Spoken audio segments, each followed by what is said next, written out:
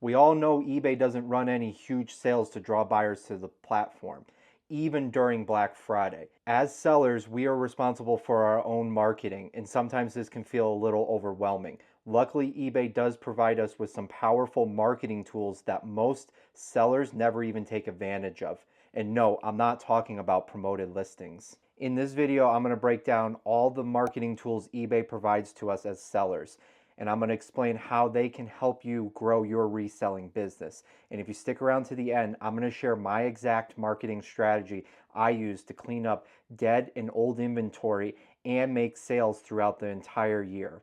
In order to have access to these marketing tools, you do have to have an eBay store subscription.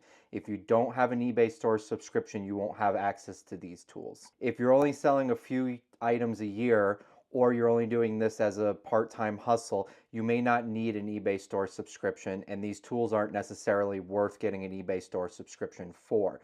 But if you're selling a lot of items and have a lot of listings, those fees can add up. So an eBay store not only helps you save on the cost of the listings, but it will also give you access to these marketing tools. If you go to My Seller Hub and then you go under the marketing drop down menu, you will find all the marketing tools eBay provides us. And those are store newsletter, shipping discounts, automated offers, coupons, sales events, and volume pricing. I'm going to break down all of these, but let's start with social sharing. Social sharing allows you to link your eBay account to your social media platforms.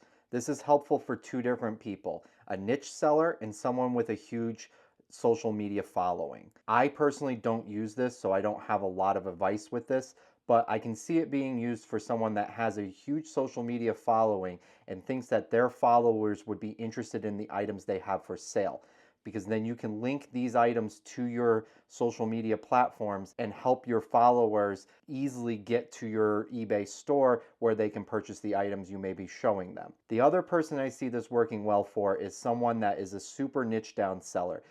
Think of someone selling collectible cards or even video games.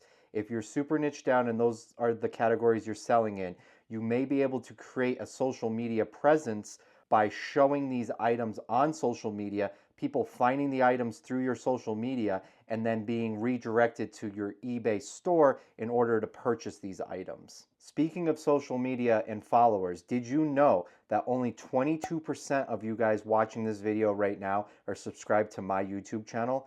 Do me a favor and hit that like and subscribe button so you don't miss any future content. And if you have any questions or comments, drop them down below in the comment section. I do my best to answer everyone's comments, and if I can help you out, I'm going to try my best to do that. The next marketing tool eBay provides us is store newsletters. If you have followers that follow your eBay store, store newsletters are a great way to turn those followers into repeat customers. You may be asking yourself, how do I get store followers? And I think there's two ways that you can get store followers.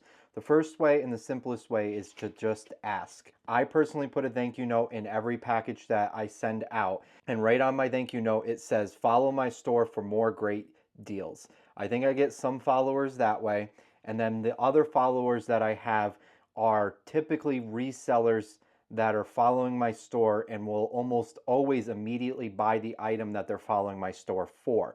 So I have a guy that when I list a TI 84 or 85 or 86 calculator, he almost always buys it, and he buys it almost immediately. I also have a guy that does the same thing for VCR DVD combos, and I also have a few buyers that specifically follow my store and then buy certain video games that I list.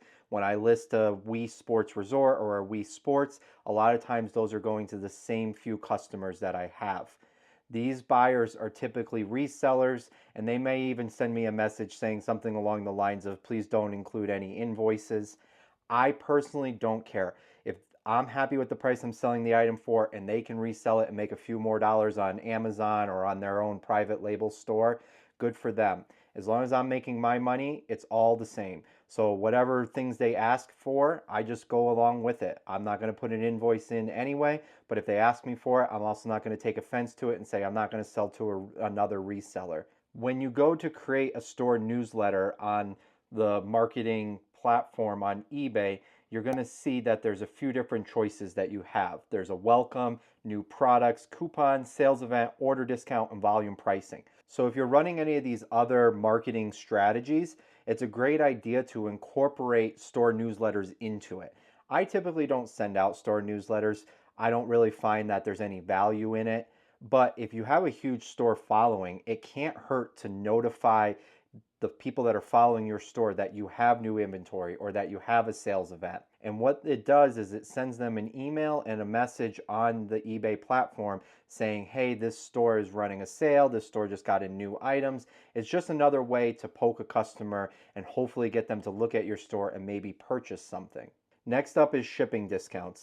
Shipping discounts is exactly what it sounds like. You're going to offer a discount to customers on the shipping that they're going to have to pay.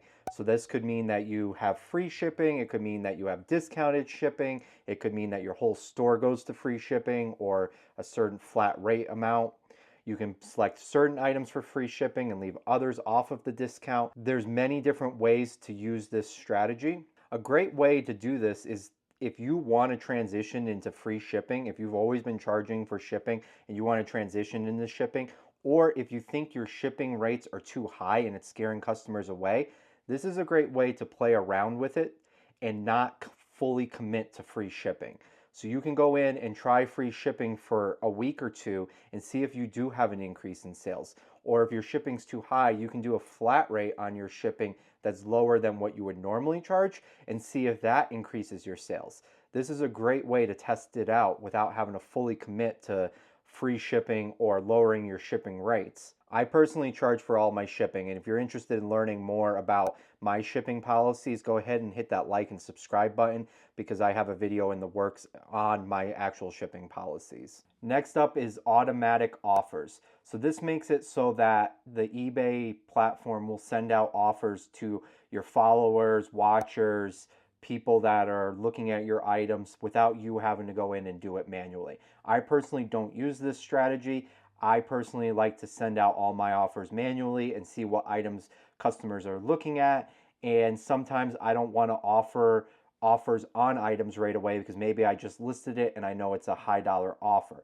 But if you're limited on time or you're a person that just struggles with going into the platform and sending out those offers, it's not a bad idea to turn on automatic offers so that it's one less thing for you to have to worry about and spend time focusing on. The next marketing tool is coupons. And I think this is the most underrated and underused item on the eBay marketing tools.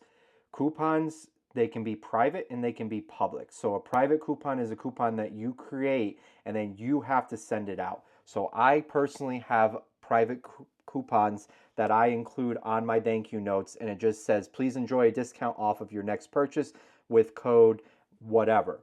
And I use this and I tell them that it's only good for 30 days. I typically just leave it running forever, but that 30-day window encourages the buyer to go back in and actually purchase something at the time that they receive the item in the mail. Because if I say that the coupon code is good forever, they're just going to throw that in the trash and they're going to move on. Where if they know that it's for a limited time, they might actually hop right back onto my store and see if there's something else that they can get for a discounted rate. Public coupons are coupons that anyone can use. So this is a coupon that you can attach to certain items or throughout your whole store, and it simply shows up on your listing as a public coupon, and the person, when they purchase the item, has to go in and insert that coupon code into the payment section. This is pretty cool because it's pretty big on the listing, so it shows up and it shows that they can get a discount on your item, so they might be more likely to click on your item and actually purchase your item. And the other great thing is sometimes even though you have a coupon code, people will still buy it and then just never type in the coupon code. So you get that free advertising and you don't even have the cost associated with the actual coupon. The next one is volume pricing. So this I use sometimes when I get bulk inventory in and I have 17 of the same item. I'm going to offer some bulk pricing on it. So if the customer buys 3 or 4 of them, they're going to get a certain amount of discount.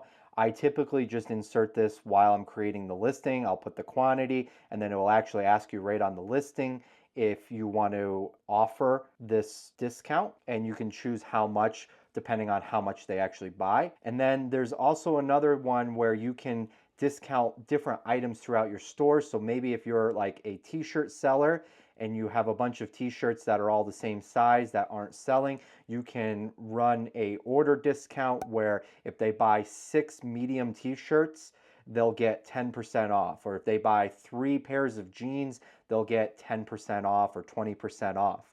So you can kind of pick and choose the items, and you can also do it for bulk items if you're buying in bulk and have multiple quantities of the same item. The next tool is a sales event. I run a sales event every week, and I think it is a very, very important strategy for most eBay resellers. If you have inventory inside your store that is sitting there, and I call it dead, and it's not going to be sold at the price point, and you don't want to have to go in and change each of the listings, running sales event is the greatest way to get rid of old and dead inventory. With a sales event, you can choose which items, and you can choose whether they get a percent off of the item or if they get an amount off of the item. So you could do $10 off of each item, or you could do 10% or 50% or 90% off of each item. You get to choose it, and you get to choose the items. You also get to choose how long the sales event runs for. So I personally do this with my older inventory. So if you've watched this video here, you'll know that I try to go for a 6-month sell-through rate. So if an item is in my store for more than 6 months, I want it out. There's something wrong with it. I might have picked up a wrong item. I might have overpriced it. The market might have shifted and changed, and it might not be worth what it was worth when I was picking it up. Instead of me going in and changing all of these every 6 months or whatever, I just run sales markdowns. So what I do is at 6 months, the item's going to go on sale for 10%. At a year, the item's going to go on sale for 20%. And I run these sales Thursday through Monday, and then they end. I personally like doing this because I think it creates a little bit of time restraint for the customer. If they're happening upon my item and they see that it's on sale for a limited amount of time, they'll be more likely to purchase it right now. If they're seeing it on Sunday and they see that that sales event is going to end on Monday, they're going to purchase it right now. Where if they see it on sale and it's just on sale for the next 3 months, which you can go out pretty far on these sales events, they might say, well, I'll think about it, I'll come back to it. So I like running these and ending these every week. It also refreshes your inventory, and it forces eBay to recatalog your item and recatalog it based upon price. So now that your item is at a lower price point, it's going to show up in different price brackets that the customer might be searching through. I've personally had great success with this. You'll have to figure out what works well for you. Like I said, I do 10 and then 20% at a year, but I also do change that throughout the year. So sometimes if I'm running low on shelf space in my storage area, I'm going to increase that, and I might even drop it down to 4 months and say, hey, I really need to clean out a bunch of inventory because I'm getting new stuff in, and I'll run the discount at a higher rate, or I'll choose more items to resell at this lower rate. And then the other one is I follow car dealerships. So if a car dealership is having a sales event, I'm having a sales event. So if they're having a Labor Day sales event or a Black Friday sales event or an MLK sales event, I'm doing the same exact thing. And I'm going to do it on most of my items. So I have the pricing markdown strategy that I use for old inventory, but I also run sales for new inventory that I might be putting in my store. I might only discount it at 5 or 10%, but like during Black Friday, I'm going to be putting most of my store on sale because customers are looking for those deals during that time of the year. Especially during this holiday time frame that we're coming into, people are very price sensitive. And remember that every store is having a sale and every brand is having a sale. So just because you picked it up in July and it was worth $20 in July, that brand might be selling it brand new at their store for $10 because they're cleaning out the inventory. So you have to do the same exact thing. You need to put all of your inventory on sale so that when customers come to your store, you're priced competitively. If you don't do this and the market starts to shift, you're eventually going to be above what maybe a new item would sell for, at the store or from the brand directly. If you're not willing to mark these items down and be competitive and offer great deals, especially during the holiday time frame, they're just going to move on to the next guy. They're just going to go to a different store. eBay shoppers are very price sensitive. They're coming on eBay for two reasons: to find unique items that they can't find anywhere else, or to get deals they can't get anywhere else. So if you're not pricing your items competitively and then constantly running sales to encourage buyers to buy your item, you're missing out on a huge opportunity. If you liked this video, YouTube thinks you'll like this one. So go ahead and click it.